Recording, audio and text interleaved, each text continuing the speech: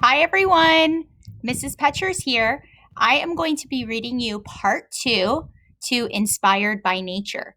This section is called The Armadillo Tea Car, A Closer Look, and it's about an invention that was also inspired by nature. Now, before we even begin, just like we do in the classroom, you have to ask yourself, is this a fiction story or a nonfiction story? Fiction or nonfiction? And just like we do in the classroom, when I'm looking at the pictures, I can definitely tell that this is a nonfiction text. So I'm going to do the same thing that I would normally do in the classroom, which is I'm going to take a minute and I'm going to look for pictures. And I'm going to look to see what the pictures are all about. I'm going to read the captions and see if that gives me a little bit of information before I even start my reading. So I can see right away that there is a very cool picture here, and it's titled Armadillo versus the Armadillo Tea Car.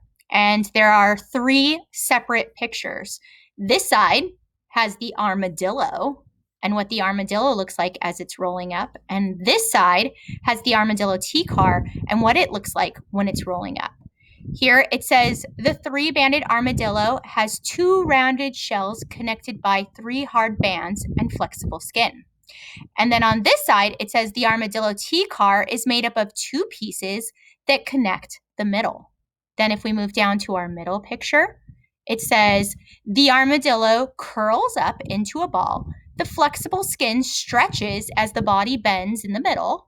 And then over here, it says the Armadillo Tea Car folds up. The rear of the car folds up towards the front of the car. And then if I move down to the very bottom, we've got our last set of pictures here. And it says when the armadillo is curled up, it's protected from predators. And over here on this side, it says when the Armadillo Tea Car is folded up, it can fit into tiny parking spaces. Very interesting. And as you can see way down at the bottom, there's another very cool image over here. It is of a parking spot where it clearly looks like if this car, the Armadillo Tea Car, was fully extended, it would not fit inside this parking spot. But because the back end is able to curl up, similar to an armadillo, now the car can fit inside the parking spot. Now down over here, we have one more image. It's of the actual Armadillo Tea Car. It says the top speed, 37 miles per hour, not very fast. It says its weight is 992 pounds and the full length is only 9 feet. So if you put it in perspective, I'm 5 feet, so 9 feet would probably be double me, which seems pretty big, but it definitely can get a lot smaller. So now that we've taken a moment and we've looked at our pictures, we've read the captions, our last job is to tackle the text. So I'm going to go ahead and read it to you. I want you to read it in your head while I read it out loud. The story is called Armadillo Tea, A Closer Look. The Armadillo Tea Car is unlike most cars around. It can fold up and fit into tiny spaces. Read on to find about how this little car's unusual design was inspired by nature. Inspiration. The 3-banded armadillo is a small mammal found in South America.